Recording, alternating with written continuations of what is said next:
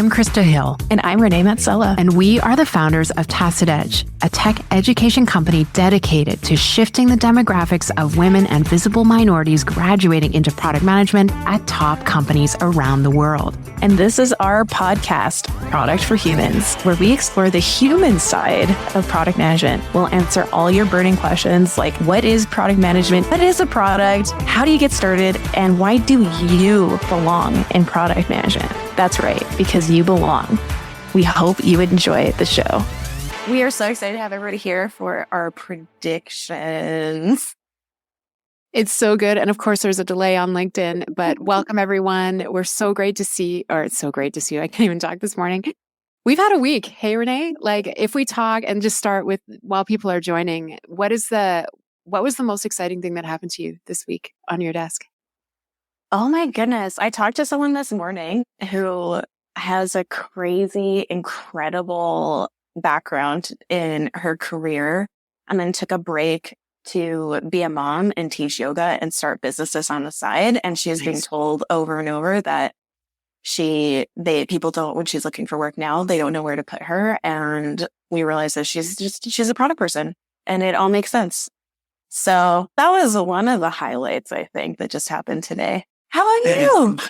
Hey, I don't even know if I could pick. We had such a jam-packed week, and being at Tech Thursday last night live, if you're in Calgary, there's a great event every Thursday. It's at the Pioneer downtown, and it's hosted, the group's called Tech Thursday, and we had a great panel of female founders talking about founder relationships and what it's like really to collaborate with somebody on one of the most rewarding journeys you can ever take in your life. And huge shout out to April Hickey Toast for organizing that, and Lulu, founder of Lit Care, and Lourdes, who just these women and what they've achieved is just, it's so inspiring to be in a room full of folks that are just so open to sharing the great things as well as the challenges that we all face. And such a great audience. So it's so great to meet everybody. This has been just an amazing week. And I'm so thrilled to take on this topic because for many of you, we get to talk to you about these individual things that are happening in industry onesie twosie as we have these conversations with you either at events or through coaching or one of our courses. And how it all started was I happened across a post that was done by Marty Kagan that was predictions for product in 2024. And I was so fired up after I watched it because Marty, for us, is what I love about SBPG is that they believe in open source product management as we do. And we are people first, framework second, which is very much how Marty operates too as well. And just the collaborative nature of how he puts information out in the world is fantastic. Obviously, we've had the privilege of taking some of their education over the years. But it is just that it is a privilege because it's very expensive. And what we wanted was to be able to offer very human-centric education that was more equitable for folks to access, that you didn't need a product job to find out about it, hear about it, or get into it. So that's the difference between what we do and who we serve. But the alignment we have on approach was just spectacular. But we have some additional hot takes that we want to share. So as folks are joining, how about, Renee, do we want to just dive in and pick off topic number one? Are you ready? Yeah, for sure. And also shout out as always, since this is an ANA, as always, we'll share some thoughts, but also share your questions and your thoughts too. I know I said share your questions here, but also share your thoughts.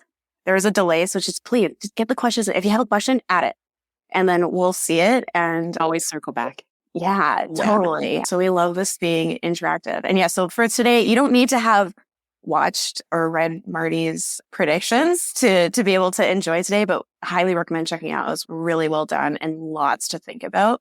But yeah, we're going to have some of our own riffing off of his ideas as well. But yeah, let's dig in. Hey, Renee, we formed our business around answering this question. But what do you hope for? And what are you afraid of for product management this year? And just to frame this up, this is the anchor for the conversation is we're going to pick a topic and we're going to say what we hope for and what we're afraid of. So let's start with the role of the product manager. Renee, what do you hope for in 2024? I hope for a lot of things. I hope that it becomes more accessible still. And we're seeing that. We're seeing that with so much more education becoming accessible, not just with what we're doing, but other companies around the world making their education more accessible, and just the role starting to grow a lot more. I really hope that more folks see how important this type of skill is for every single role. So a trend we've seen is that folks who aren't in product are taking product education. And even organizations that don't have product managers are taking education. Because as we get into this future that's even more ambiguous and changing all the time, that product skill set is so important. So I hope that more people start to say, this like fear that I'm experiencing, that of this ambiguity, all this change, instead of getting scared and cowering up and going back to processes and fear, that we lean into it and say, oh, actually, there's a framework that helps us navigate this ambiguity and still solve problems in iterative, fun, fast ways. And that is product management. So that's what I hope. I hope that more people see this as a skill that's needed in every industry and every role. Yeah, I love that. For me, I hope that the role really opens up more opportunities for newcomers to this country. And there's a course that we created that really speaks to this. But I love the fact that we have so many incredible people moving to Canada that have skill sets. But what I don't love is that they can't work in those fields necessarily because of the certification backlogs and just all the bureaucracy that they have to go to demonstrate their competency. And what I think the opportunity is that those folks can bring those skills in very specific ways to the emerging tech economy that we have here in Alberta. And maybe your survivor job isn't driving an Uber. Maybe you're a product manager because you have such a background, experience, and expertise in a subject that we really need in tech. So what I'm hoping is that we see that lens shift and we start to talk to that community a little bit more about what it could look like to really be leveraging those skills and that knowledge in where we are in Alberta, which is accelerating. And again, to your point, that people don't get afraid about layoffs and watching the news. And we have to remember that we have all the bad news of the world comes directly to us as soon as it happens now. So if we were to know that was happening, but still make choices to move forward, knowing that technology will be at the heart of many businesses going forward. And I think the stat was 62% of businesses have a digital transformation plan or are investing in it. So let's face it, this isn't going away. The trend isn't a trend. It's the new way of living, and our lives has technology at the heart of it. So product management will be at the core. And I just hope more people come to see that and value that, and brings more clarity to the roles for many others in the field that are practicing today. Oh, right. So the next thing we're saying, what do we hope? What do we fear? Yeah. Zoe has a question that kind of relates to that around the fear. Do you believe there will be new projects and so newly open vacancies for product managers in 2024? And I think that relates to my fear around product is that if companies aren't investing as much in new products, which we have been seeing with tech, they're as Christa always says, the elastic. Okay, it expands as we grow new products and then contracts once we're in maintenance mode and we don't need as many. I hope there are. And I fear that in times of uncertainty, we go back to fear and we go back to the old ways, which is let's do process, documentation, command and control management, which doesn't work well for product management. Product management and innovation and working in teams requires more empowerment and using passion to motivate people instead of fear. So I fear that we're going to go backwards. But Zoe, to your question, we have some stats. So I just did our stats every 6 months. We redo our stats around hiring and promotions. And before and during the tech boom that we saw during COVID, we had a 72% hire rate. And now we have a 73% hire rate. So weird. Yeah. So we're sharing so much. I think Zoe just questions are different. There are less open positions in product management. The term product management is you search on LinkedIn and there's less jobs but we're still seeing the same hire rate. And then when we dig in, we're noticing that our students are getting just as great at jobs. It's just in different industries. And those industries might not call it product management, but it is product management. So what we're seeing and what we're hoping is a shift where maybe more traditional industries are the ones that are hiring product people now. I don't know. What do you think, Christa? I agree. I think that's what I'm seeing when we think about who's calling us, who's talking to us about what does this role look like in their organization, and does it have to be in title or could it be in mindset? Do we have to go all the way in and actually hire a product manager, or could we just operate as product managers on our team? And the answer is yes to all of that. Yes. That will work. So I think that when we talk about fears and stats, the job land rate, like winning the job, that hasn't changed. It may take a little longer, right? But the hiring cycles of those companies that are hiring those people, I think, is longer in general. We've seen that firsthand here within our organization. So I think it really is just staying in the game and trying to not dissuade yourself. This is a great job. It pays really well. It's worth the effort. So just stay in it. And my fear, that's tied to my fear, is that we lose people this year to potentially other roles that want to leave product management because of the lack of clarity still in their role, that they feel like they're still delivery managers and project managers, and they just don't get to have that joy of working with an empowered team, and they just get discouraged and they don't have that kind of joy and satisfaction in the role. So my fear is that we lose folks this year because of that. And I'm really hopeful that we can band together as a community and find new ways to support folks to come to clarity and find joy and satisfaction in their roles this year. Yes. All right. Okay. So we're at 10 minutes in. We're going to try and stay on track. So we hit a lot of these topics. We were going to have a buzzer that was like, out of time, Renee. But we're going to keep the offensive dinging to Yeah, and we don't get to all the topics. It's just it's okay. But no one knows that we have all these topics, but we've totally pulled on ourselves, Chris. There's 10. Yeah. Maybe we'll get to 5. We'll see how it goes. Yeah. So the second one is it's a spicy one, Renee. We talk about this a lot with folks, and it is, what do you hope for? What are you afraid will happen with the role of product owner in 2024? I'm going to let you kick us off on this one. Oh, gosh. Yeah. Oh, this is a spicy one. Oh, my goodness. We almost need like a whole afternoon on this one because there's so much history in it. Like, product owner as a role, it's been around for a while. And for most of the time, it's been quite confusing. Like, defining product management as a role is hard enough. And then there's an adjacent and related and not quite the same role that is a role on a Scrum team, which is product owner.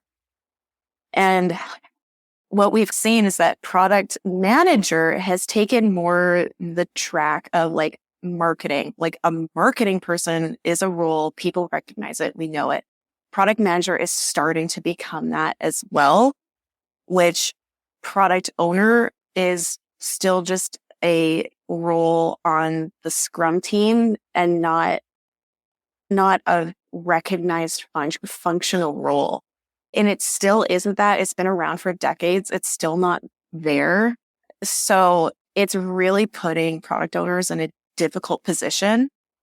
And it's also a difficult position because the way it's defined, that they're meant to be delivering value. But in every single definition, it's you deliver product value by managing a backlog. And great products aren't made by managing a backlog. Great products are made by talking to users, iterating, testing, empowering teams to solve problems, identifying the best problems to solve, and iterating towards that solution. And I think at the core of Agile, that's what it is. At the core of what that role was intended to be, that's what it is. Speed to learnings, talking more, collaborating, alignment. But since Agile was born out of more the delivery side, since it is like a software development practice, the folks that are building products are inherently going to be more delivery focused. And thus that product owner role is more delivery focused, and they constantly get pulled into being project managers. Yeah. So process focused. When you look at the function of product manager is to be tuned in to make sure that the value we're delivering on the team has a straight line to the value of the business growing and the value of the product growing. And in every definition I've looked online, and there's millions of them for product owner, and we have this conversation all the time with companies, right? The word just owner in and of itself, I think is very problematic for a lot of folks because it implies autonomy and ownership and the ability to set strategy, which as many folks in this role know, that couldn't be the farthest thing from the truth. It's very challenging for them. And so their role and their title and what people think it is walks in the room before they do.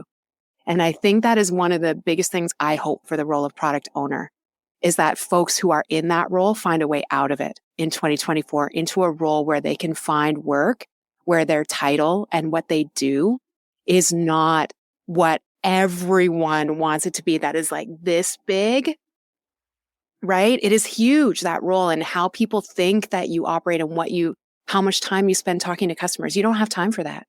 You're managing your development team. You're helping them remove obstacles.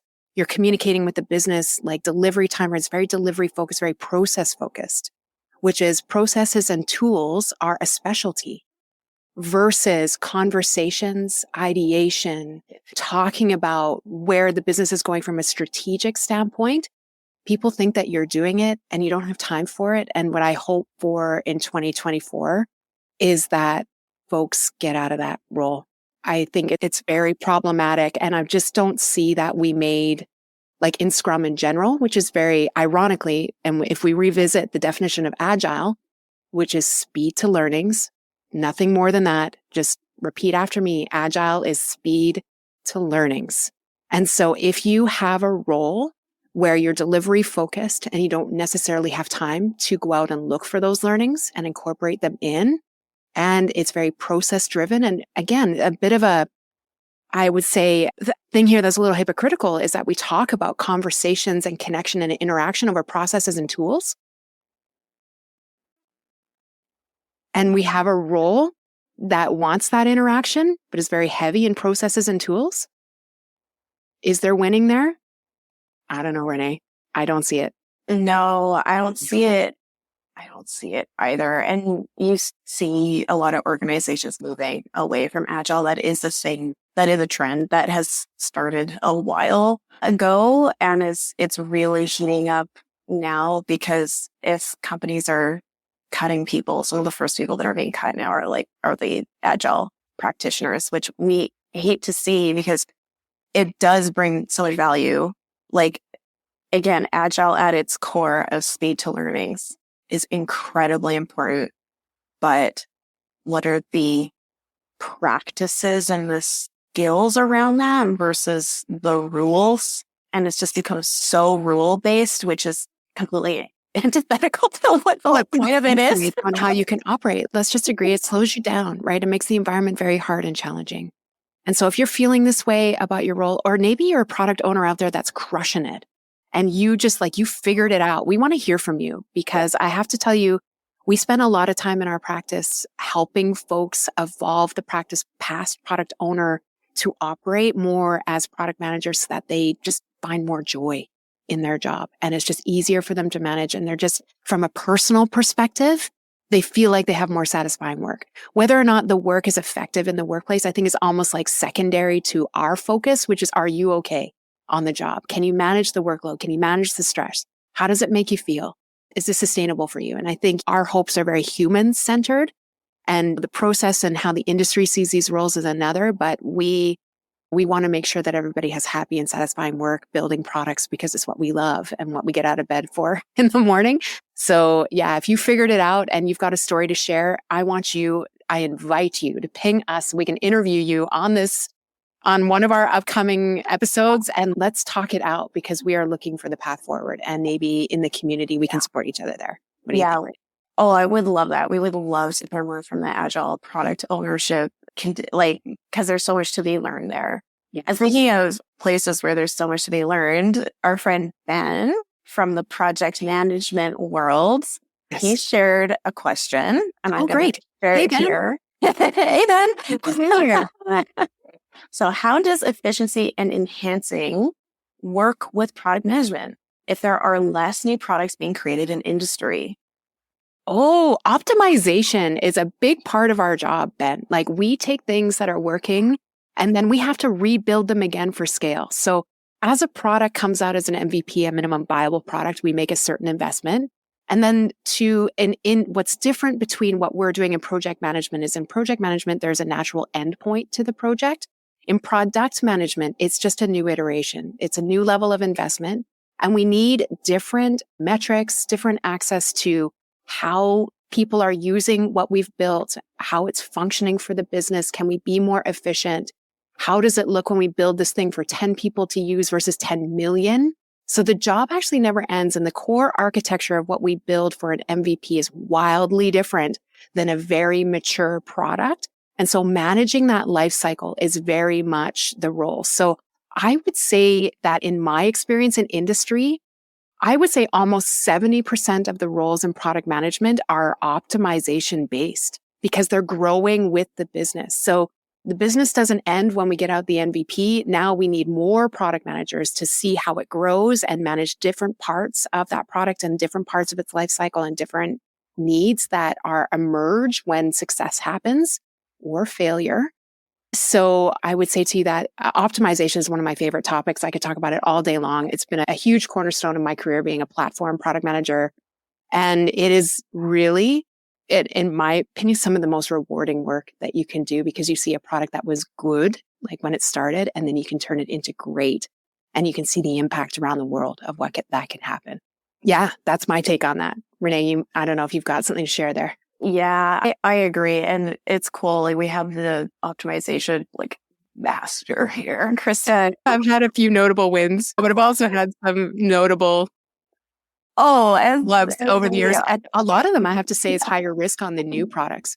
Like everyone always wants to build the new thing, but let me tell you, like having anything be possible can almost be more difficult for a team to get something moving because anything is possible. So the ideas and the infinite possibility are vast. And so it's hard to focus. But when you're optimizing, you have a very unique, distinct goal you're trying to meet, which in some cases is we need instead of 1,000 people using this thing, we need 1 million, and it can't break our people and processes that also are associated with managing that product, right? So in optimization, we're juggling even more stakeholders that support the wraparound supports of a product.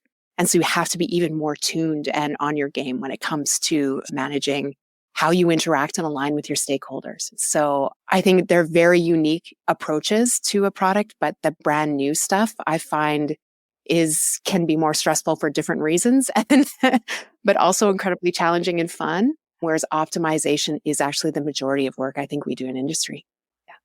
I would agree with that. It's actually rare that folks have launched a brand new product. Yeah. You're one. You did it. Yeah. And it's rare. You're right. When I think back of it, it's because it's usually the products that you're doing. It's an evolution of an existing thing that's working. And now we're just going to add on this other thing, but we're already very clear on what we want that thing to be based on our research versus we have a brand new thing. Clean slate, Renee, 10 mil. What can you do? Yeah. And instantly you're like, I feel like run for the hills. That's why I don't know. Can I make a few calls? I'll be right back. Yeah. VRV. Yeah, my internet connection is a little hazy. I'll be right back. Awesome. Okay, so let's move on to, do we have any other questions or should we go on to number 3, Renee? Yeah, let's do number 3. Cool. All right, the role of product teams. What do we hope will happen versus what do we fear will happen? Okay, hope. This is another one. I think a trend through all of these is things are really different and feeling scary right now. Like companies are getting smaller, laying folks off. At the same time, we have AI coming in, feeling like it's going to take all of our jobs. So there's a lot of fear. And when there's fear, we can lean into it and learn from it and be brave, or we can pull back and be like, you tell me what to do. And I don't want to take any risk. I don't want to make a mistake. And we see that in organizations. we can become more empowered or less empowered. So I hope we could become more empowered and trusting of people and giving teams space to solve problems that we know are really important. And I hope with that, we also get the focus from leadership. I think in times like this where it feels really uncertain, leadership needs to get more focused and more clear on the goals that they want to achieve and who they want to be in the market, and then empower the teams with that clarity and alignment so they can experiment towards reaching that goal. What I fear will happen is that we tell people what to do, and we double down on delivery. Yeah. And focus on output instead of outcomes as a measure of our success. And I share this exactly. My hopes and fears are very similar to yours. I think that, again, when we talk about leaning into process because we're in ambiguity and we're a little afraid and we're operating in scarcity, we tend to go back to, I need to be perfect and I need to build something that I absolutely know is going to work, which might be more surface work, not really discovering things about your product that are opportunities. Are we as a team revisiting people who have left our platforms or don't want our product anymore? Are we going there? Are we just too nervous? Are we using more the no news is good news and we're just taking the work that's coming in? And are we leaning on processes and shutting down critical thinking amongst us? Right. And I think that's one of my biggest fear with product teams this year is that we double down on process. We're seeing the emergence of safe practices coming back. And this is a huge debate. And we talk about what frameworks are for. Frameworks are for solving a core, like 3 things that need to happen to build great products: connection and collaboration, alignment, and then prioritization and focus. These are the 3 things that every framework from the dawn of time helps you do. Spoiler alert, it's so that you learn to talk to one another and tell the truth. Okay, so what I'm seeing is that we try to find one framework that is the one size fits all for all 3 of those conditions, when actually everything that gets us into one of those conditions is different every time. So we lack the flexibility to go after different frameworks and experiment with new things because we're clinging to the thing that worked last time. But what if it doesn't work this time?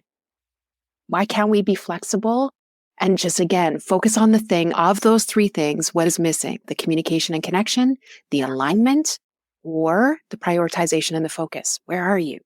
And then go looking for the framework that helps you solve as humans the problem that you have as humans.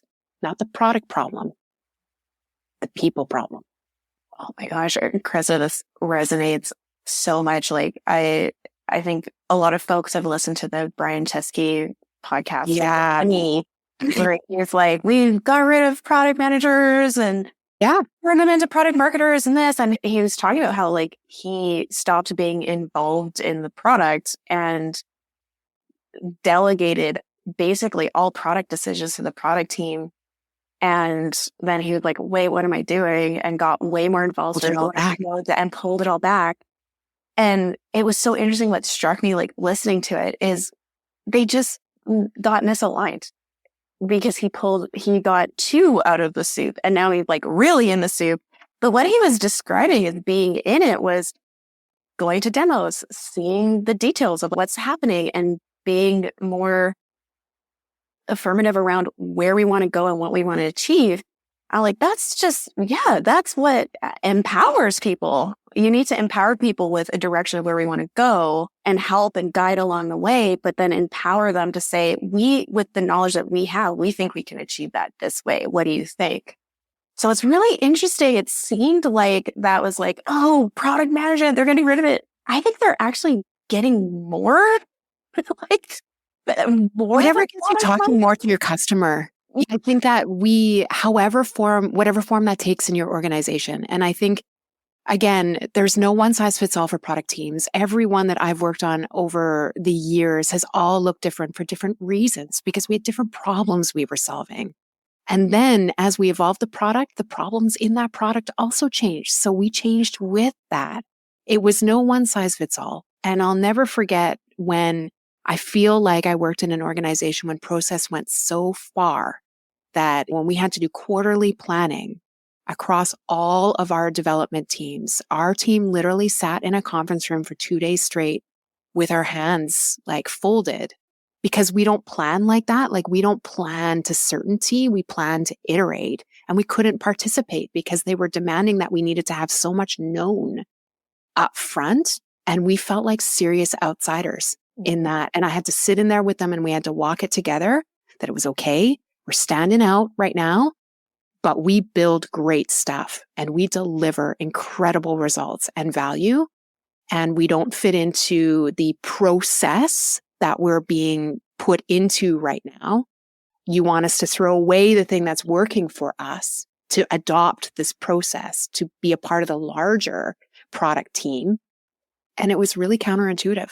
We did it, but it was really uncomfortable. And the pressure to follow along to like more structure as opposed to more empowered development, that's real. Like I know a lot of folks that experience that. So I don't know. My hope is that we continue to have really courageous people in product that can support their teams through understanding why we roll back the wheel of iterative, empowered development that's product led versus consuming the wishes of others around us that may not be data informed.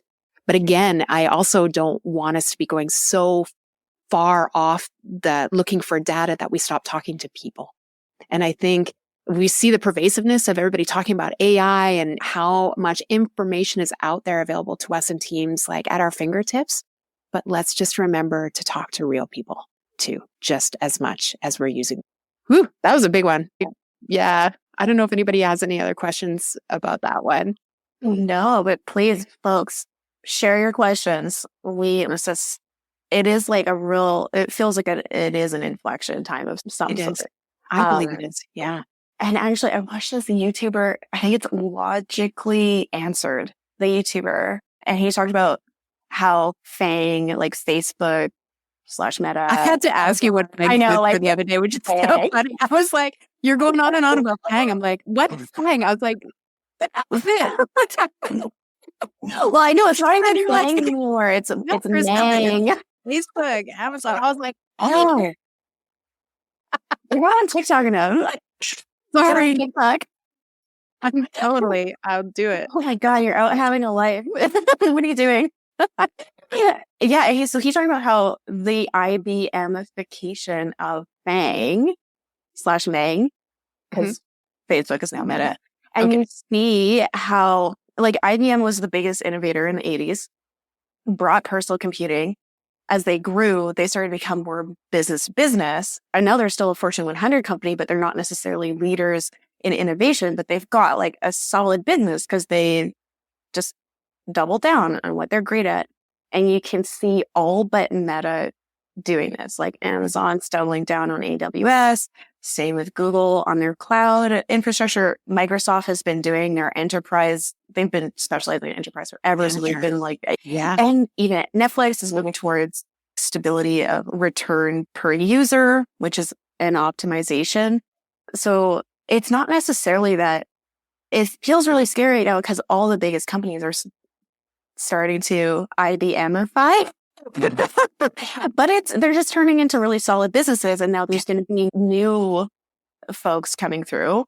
And yeah, the only one that isn't doing that is Meta. Like they're doubling down on Meta. And then even with their AI products, AI is a huge opportunity. So they absolutely could continue to be leaders with that and bring out new products. But we're seeing a lot of AI being used to optimize their existing products. So we'll have to see like which ones go the IBM route or if they can continue to be these huge innovators.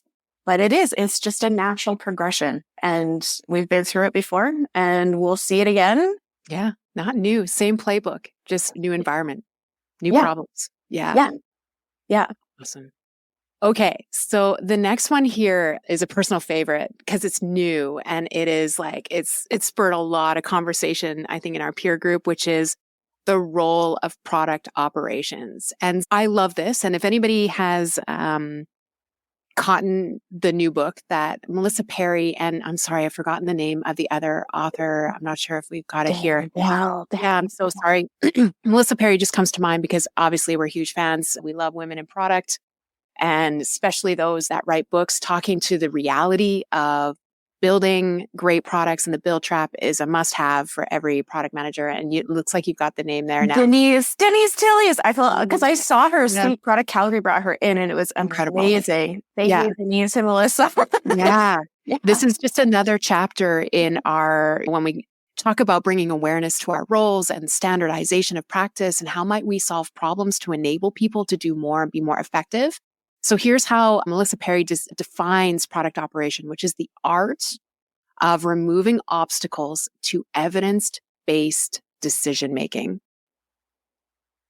Now, let's let that sink in for a sec. I think it's what we all want. It's what we all need. And so if you ask yourself, what stands in the way today of us having more evidence-based decision-making? Is this a process or tools problem? Is this an environment problem? Before we decide that we turn it into a role, like what do we think what is the problem that role is going to solve from your perspective, Renee? I think it seems, okay. So I think product ops is amazing. We've seen operations roles in many other worlds. So marketing operations, DevOps, like I'm sure there's finance, like every other role has this, but I've seen it come up when the role was better defined. Mm-hmm. So I think right now, I think it needs to happen. And at a lot of companies, the role is well defined and they probably can bring in operations people. Because when I saw Denise speak, she said there's a phenomenon at companies where you'll work with one product manager and they'll do things one way, and you'll work with another and they'll do things another way. And no, that's not real. And so product operations is intended to help bring standard of practice? A standard of practice. No. No. Shut the front door. That's crazy talk. Yeah. So I think it's needed, and depending on the maturity of your organization, like, yes, but at the same time, I wonder if the core problem is that there just isn't a standard of practice and we're all still doing willy-nilly. Yeah, and we're still learning. We're all still learning. I can remember, if I look back on my time, how much data I had access to. It was very difficult. And I had to do something really unconventional with my teams. And I've never talked about this publicly about how I did this, because I was always worried that I wouldn't be allowed to do it like this. So I would make a part of our sprint work going after data so that the developers could help me get it, because I rarely had access to the platform or people in a BA role or anyone who was close to analytics didn't really have the cycles to support me and my specific team. So if you have an analytics group in your company, you're lucky. They're usually incredibly saddled with just getting the executive team and the business the information that they need. It is usually very overlooked that a product manager would have access to that team. So you have to have a ton of clout and they have to really like you. And I can remember going in there with like cookies and just anything I could do to get them to help me get information from the platform about how my product was being used. And so the development team stepped in a lot and we were able to find data. And then I was lucky enough to work with Oliver Hankinson, who was incredible at transforming that data into something that was usable for us. So we had a really powerful combination in a point of time that made that easy. And I think back to that time and now this new role. And I think to myself, okay, if product operations existed and we could standardize what getting great data would look like for product managers, and we could all have access to it, we'd be equals. So we didn't have to compete for people in the business to get us this information. I think that's a win. Like, to be able to not have this be a popularity contest amongst product managers as to who gets access to great information, I think is an issue in our practice that I've experienced. If you're beloved, you get all the extra help. If you're not, you don't. And I also think that, though, it's interesting to see how long this lasts. If we can create and establish this practice as a framework to point a North Star for companies to get going, how will it grow and shift and change? I don't know. I would say my hope for this is that it shines a light on that concept of standardization of our practice so it's more equitable of an environment for our product managers to be operating out in the world, that they can all get at the information that they need, no matter what the circumstances is that they're working in, the environment that they're working in. And then my fear is that it's not focused enough to continue, right? That we see it as just a jumping off point, but then we don't revisit the conversation. Circling back to product owners, right? Can we circle back on that role? See that we've learned a few things over the 20 years that they've been operating. Like, how might we have this be iterative so that we can all share our learnings and really tap into the potential of what this could mean for everybody? I so agree. Like, I fear that it becomes a Band-Aid for the lack of standardization in our role, that product ops people are put in a position that it is impossible for them to do good work. Like, we see this with product marketers all the time, where they're not at the table. Yeah, they don't have a seat at the table. Yeah. Early enough. Instead of 15 minutes before we're launching, shoot, did somebody call product marketing? Exactly. Don't want to see here. Did someone call product ops? Like, and it's tough for folks who don't have control over some sort of decision. Like, even product marketing has control over some decisions, and they're still not often forgotten to be invited to the table. Like, product ops probably has even less. And I just fear that they're not going to be brought to the table. So that's what I fear. I hope it becomes something that just empowers people to make better decisions. And they talk about go-to-market also being a function, because we do see that. We see product people getting so caught up in, like, 70% of their job is figuring out how to do the job, which it just shouldn't be that way. We should know how to do it. We should have the tools and processes. Like, we don't dislike processes. Like, processes help give us some guardrails. Like, an anchor. That's the perfect word for it. Yeah. So I hope that they can be an anchor. I fear that it becomes a substitution for the better defining of the role and the practices that we desperately need. Oh, amen. Okay.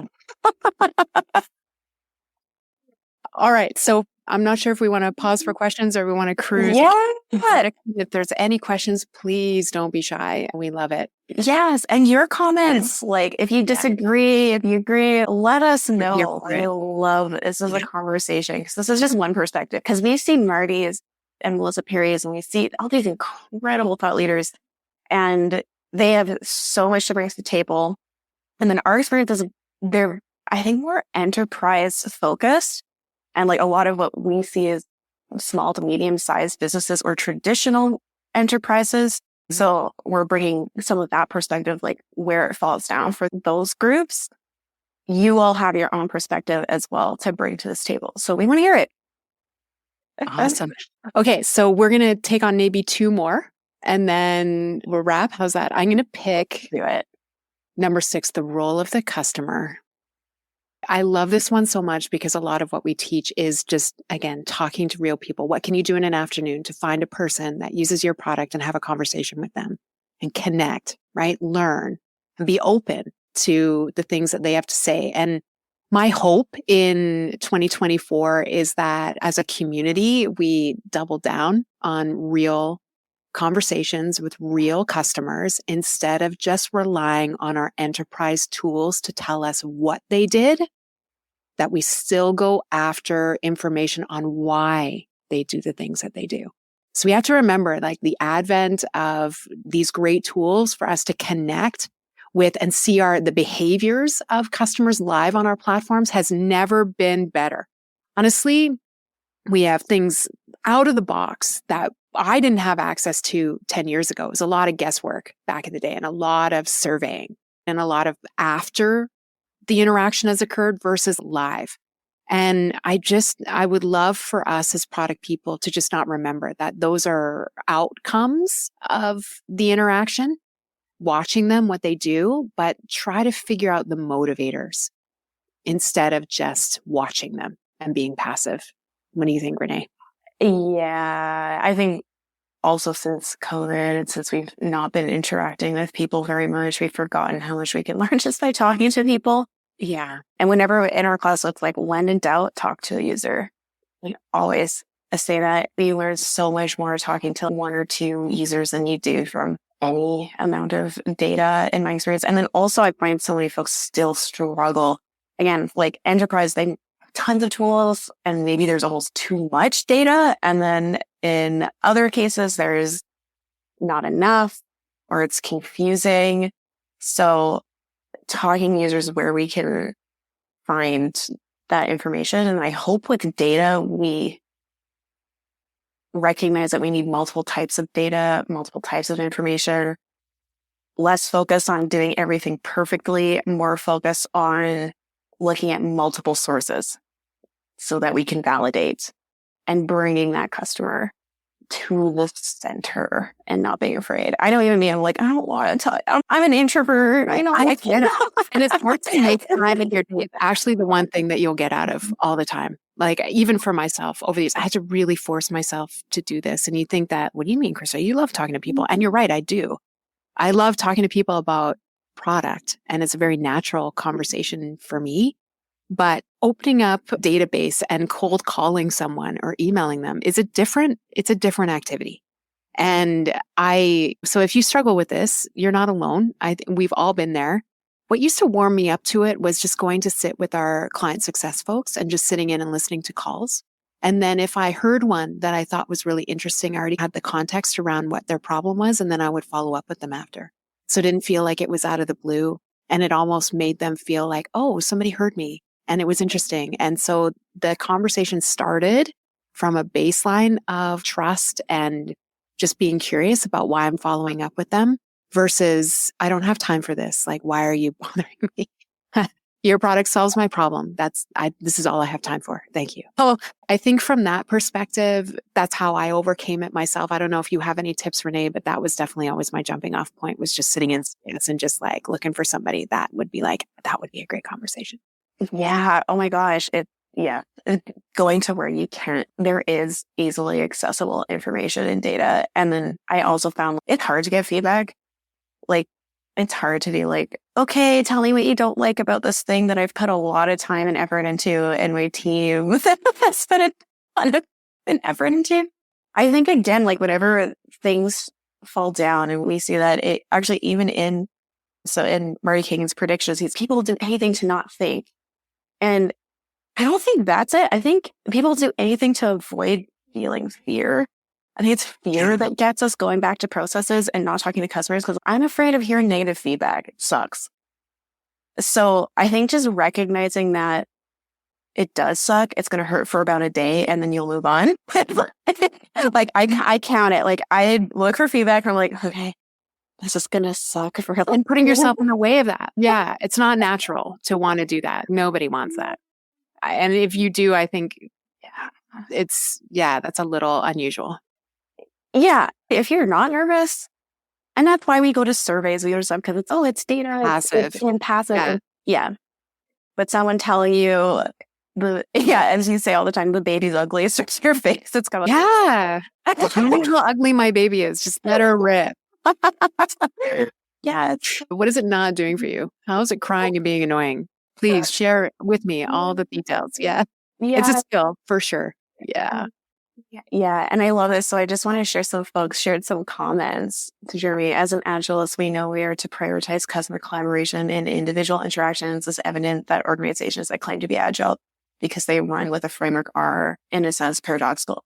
It is. Wow. Amen.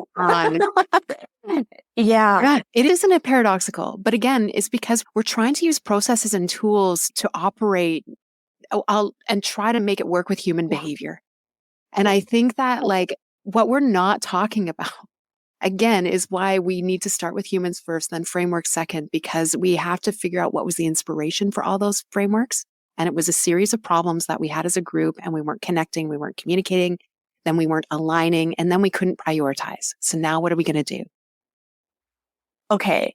I just had an epiphany that has come from my love of Ink Master. Anyone? During COVID. That's a tattoo show, right? Yes, I know it. Yeah. Okay, we try to use frameworks instead of learning the craft. Like, to become a tattoo artist, it's an apprenticeship. It's tons of time. It's someone working with someone. There's best practices, and it's constantly innovating. You're constantly creating new things. When you're constantly creating new things, it's a practice. And there's some frameworks to maybe help us, and there's certain rules of thumb, there's certain principles, but it's a practice. So we're trying to put a framework on something that really cannot be taught just by frameworks.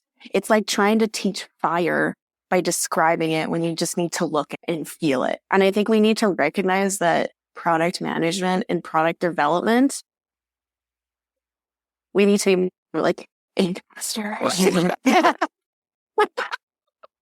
On that note. Real life product lessons from Renee today. It's true, no, but anything that is, and we talk about this all the time, that like product management is part art, part theory, and then the rest is experience and practice, confidence, knowing when you can stay all learning instead of all knowing. And I think it's true for any art form or anything that you want to get good at. It is just one of those things where there's no one size fits all out of the box fit. And I think that is the promise of Agile as it was sold, was if you just do this, you're going to crush it. But the reality was we don't, as humans, really operate that well in ambiguity. And we didn't really talk about that. Agile didn't come with an in-house therapist. And I think for it to work, that's what would have needed to happen. You heard it here first. Yeah. So, and if we parlay that into our final topic, like product coaches, which is on the rise. And I think this one's really, I think we should end on this one, because what I hope for product coaches to help us through these times of ambiguity, keep us in the realm where we see that Agile is speed to learnings, which is a mindset, and what we do with that learnings and how quickly we disseminate it to others and how others can change their course and make better decisions based on what we shared is agility. Okay. That is all it is. And if we can keep that spirit within us and not worry about what's happening around us, but if we just operate that way, and then we learn the skill of coaching, which is different than consulting, which I'm giving you the answer. It's different than mentorship, where I'm sharing my experience and what I did, and you get to decide for yourself whether or not that works for you. Okay. Coaching is the practice of the person who holds the problem. The coach believes that person also holds the answer. You need a specific skill set that you have to go learn so that you can be that person in the room. Renee and I experienced this last year when we discovered ICF, so International Coaching Federation curriculum that we got through the Calgary, Canada Coach Academy. And the founder of that education, it changed our lives and our practice forever. So what we hope for is that not everybody who's a mentor or a consultant can call themselves a coach, that you go get coaching education. And if you're looking for a product coach, that they have product experience, they're tested, they're trusted, they know what good looks like because they've done it end to end. And they also have the acumen and the education around coaching so that they can hold space in the room for the people that own the problems, that they can also discover their solution and teach them how to do that and curate that journey. Amen. That's it. Yeah. Amen. Yeah. Like we see this so much on the level of rigor that the ICF demands. And actually going through that training gave Chris and I hope that we could do product management in more of apprentice mentorship coaching type practice, because coaching, I just feel like a lot of the problems we have in product management have been solved by other industries. Like, yeah, coaching is highly ambiguous. Therapy, highly ambiguous. Medicine, how do they train? Through mentorship, coaching, practicum. Why do we think we're any different? And why do we think we can use these frameworks to overcome this? It drives me a little bit insane sometimes. So I do think coaching is it can absolutely help us get through this problem of the standardization and how we get that standardization across the world. And I just look at how other folks have done it, and this problem has been solved.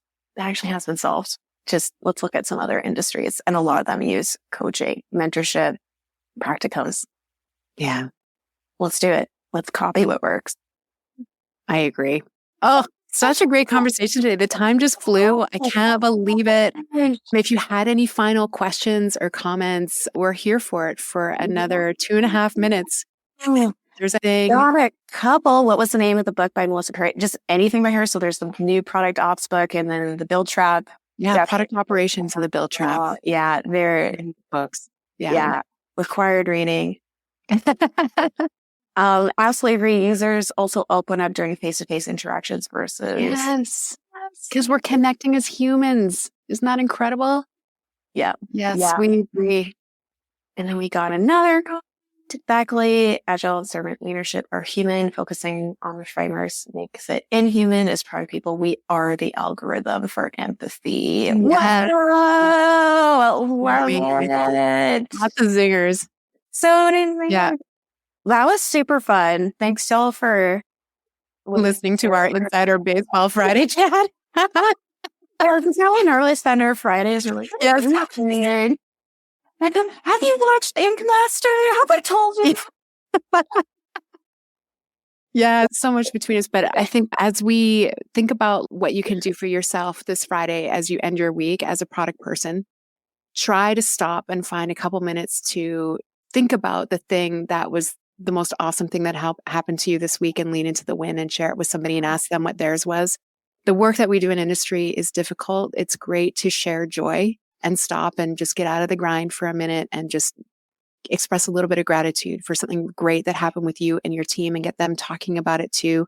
This is one of the great things that we used to do with our teams on Fridays. And for those who have worked with me know that we used to call it the Friday Fam Jam, where we just get everybody together and we just talk about the one great thing that happened to us this week. And it really builds connection, especially when we are in a time of high ambiguity and excitement for industry. Let's face it, we've all got a lot to look forward to this year. Future looks good, especially here in Alberta. And we have great momentum. So we appreciate you and our community. And we thank you so much for joining us today. And there's so many predictions. And again, it's just us from our perspective. If you have thoughts on any of what we covered today, please be in touch with us. And hopefully we can pick it up in a future episode and talk more about it. Thanks, y'all. See you next time. Have a great weekend. Bye. Bye. Thank you so much for listening. We hope you enjoyed this episode. If you did, rate and review this podcast, and you might find your review in a future episode. Please subscribe to Product for Humans wherever fine podcasts are downloaded. To get more information about Product for Humans and our content, please visit our website at tacit-edge.com, tacit-edge.com. We'll see you next time. Okay? Should we do it one more time? Sweet. Yeah, let's do it.